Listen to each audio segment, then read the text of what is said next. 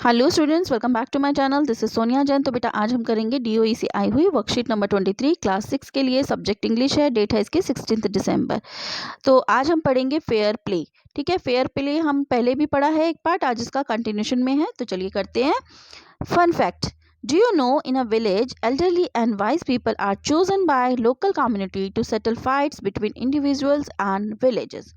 क्या आप जानते हैं कि गांव में बड़े बुजुर्ग और बुद्धिमान जो लोग होते हैं उनको चुना जाता है लोकल कम्युनिटी के जरिए। मतलब गांव के जो रहने वाले लोग हैं, 5 लोगों को, बड़े बुजुर्ग लोगों को और समझदार लोगों को चुनती हैं।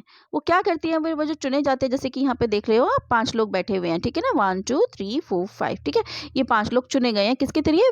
विलेजर्स ने इन्हें चुना है। ठीक है, और वो क्या करते हैं, ये सेटल करते हैं। जैसे किसी की आपस में, गाँव में किसी की आपस में लड़ाई हो जाती है या पारिवारिक लड़ाई हो जाती है, तो उनको सेटल डाउन करते हैं। ठीक है, तो उनको सेटल करवाते हैं कि भाई कौन गलत है, कौन सही है, तुम्हें ये करना चाहिए, ये नहीं करना चाहिए। ठीक है, तो इस तरीके से this assembly of 5 elder is known as panchayat. और जो ये 5 लोगों की असेंबली होती है, मतलब गांव में होती है ना जैसे, तो उसको कहते हैं पंचायत। ठीक है, the leader of the panchayat is called as mukhiya और सरपंच। जो इनका लीडर होता है पंचायत का, उसे मुखिया कहते हैं या सरपंच कहते हैं। ठीक है, उसे क्या कहते हैं? मुखिया या सरपंच कहते हैं।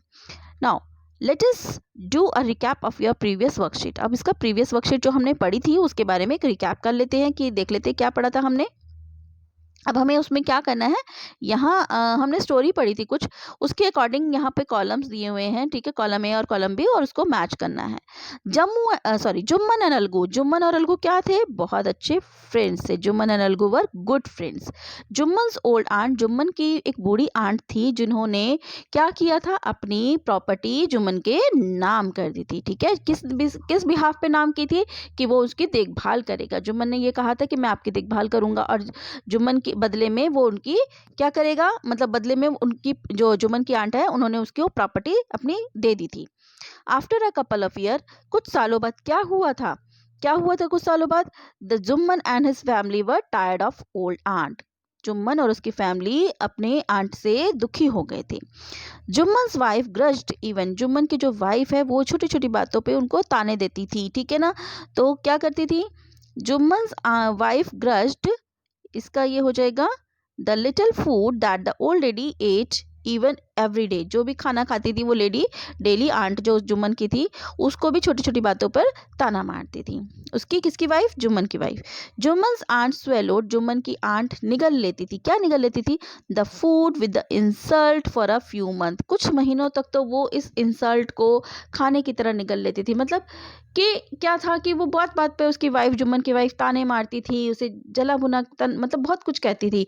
तो कुछ महीनों तक तो जुम्मन की आंट ये सब कुछ सहती रही, खाना खाती थी और मतलब सुनती रहती थी। और कहते हैं ना, बर्दाश्त करने की भी एक सीमा होती है। तो अब देखते हैं आगे स्टोरी में क्या है। Now let us find out what happen next in the story. अब जानते हैं कि आगे क्या हुआ। One day she spokes to Jumman. एक दिन उसने जुम्मन से कहा, my son, it is now obvious that I am not wanted in your house. Jumman से कहती है, बेटा मुझे पता चल गया है कि अब मेरी इस घर में कोई ज़रूरत नहीं है। Kindly give me a monthly allowance so that I can set up a separate kitchen. वो कहती है, तुम मुझे महीने का मतलब कुछ अलाउंस दे दो, कुछ पैसा दे दो हर महीने का, ताकि मैं एक अपनी अलग किचन बना लूँ, अपनी रसोई अलग कर लूँ। My wife knows best how to run a house. तो ये कहता है कौन? जुम्मन कहता है कि मेरी बीवी अच्छे से जानती है, मेरी वाइफ अच्छे से जानती है कि घर को कैसे चलाना है। Be patient set Jumman shamelessly. Jumman बड़ी मतलब बेशर्मी से कह देता है, शांत रहो, मेरी वाइफ अच्छे से जानती है कि घर को कैसे चलाना है। This made his aunt very angry. इससे, इस बात को सुन के उसकी आंट को बड़ा गुस्सा आया।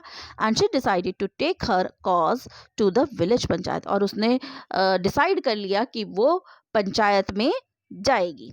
For many days the old lady was seen talking to the villagers. और वो काफ़ी दिनों तक गांव वालों से इस बारे में बात करती रही, explaining her case and seeking their support. और मतलब अपना केस, मतलब जो भी ये सब कुछ हो रहा था, जुम्मन जो उसके साथ कर रहा था, वो अपनी ये वाली बात गांव वालों से कर रही थी और उनका सपोर्ट ले रही थी कि मैं सही कर रही हूँ और मतलब सपोर्ट चाहिए, ये वो, इस तरीके से वो गांव वालों से बात कर रही थी। सम सिंपैथाइज वर। कुछ लोगों ने उसको सिंपैथाइज किया, मतलब कि हाँ ऐसा नहीं होना चाहिए, चाहिए था, ठीक है ना। अदर लाफ्ड एट हर, कुछ लोग उस पर हंसे, and few other advise her to make it up with the nephew and his wife. और कुछ ने एडवाइस किया कि सही है, तुम अपने नेफ्यू से, अपने भांजे से और अपनी बहू से, उनसे अपनी प्रॉपर्टी वापस ले लो, ठीक है। अब यहाँ पे एक क्वेश्चन दिया है बेटा, on the basis of your reading choose the correct word meaning and from the help box write them in the spaces below। अब आपको क्या करना है, यहाँ पे ये जो दिए हुए हैं वर्ड्स, इनको इनसे मैच करना है, ठीक है। तो चलिए करते हैं। सबसे पहले अलाउंस, अलाउंस हमने क्या पढ़ा था, हर महीने का थोड़ा थोड़ा कुछ पैसे, ठीक है ना। सो अलाउंस का आंसर हो जाएगा एन अमाउंट ऑफ मनी। तो यहाँ पर लिख देंगे एन अमाउंट ऑफ मनी, ठीक है, एन अमाउंट ऑफ मनी। यहाँ मैं लिख नहीं रही हूँ क्योंकि हाथ से ठीक से लिखा नहीं जाएगा। फिर है पेशेंट, ठीक है। पेशेंट क्या होता है, पेशेंट मतलब का शांत रहना, तो इसका आंसर आ जाएगा बी, ये, ठीक है, टू स्टे काम, ठीक है, टू स्टे काम।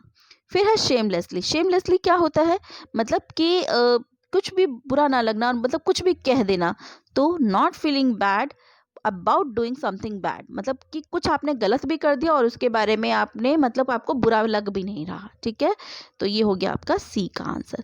फिर है सिंपैथाइज्ड, सिंपैथाइज क्या होता है, to feel sorry for someone, किसी के लिए अच्छा ना लगना, मतलब सॉरी फील करना, मतलब बुरा सा फील करना, ठीक है। तो ये हो जाएगा आपका डी, ठीक है। दोबारा बता देती हूँ, अलायंस ये वाला हो जाएगा, पेशेंस ये हो जाएगा, शेमलेसली, नॉट फीलिंग बैड ये हो जाएगा, और सिंपैथाइज ये हो जाएगा, ठीक है बेटा। तो इस तरीके से बेटा हमारी यहाँ पे ये वर्कशीट कंप्लीट होती है। अगर आपको ये वीडियोस देखनी ये देखनी है स्टोरी की आगे क्या हुआ, तो इसका लिंक मैंने डिस्क्रिप्शन बॉक्स में दे दिया है, नहीं तो ये अभी आपको एंड में, वीडियो के एंड में इसकी एक स्क्रीनशॉट दिखेगा स्टोरी का, वो दिख जाएगा, उस पर आप क्लिक करोगे तो आपको पूरी वीडियो नजर आएगी जिसमें पूरी स्टोरी है, और क्वेश्चन आंसर भी देखने हो तो पूरे क्वेश्चन आंसर मिल जाएंगे, ठीक है। अगर आपको मेरे वीडियोस अच्छे लगते हैं तो प्लीज़ उन्हें लाइक कीजिए, शेयर कीजिए, मेरे चैनल को सब्सक्राइब कीजिए। So stay tuned for more videos, till then bye bye.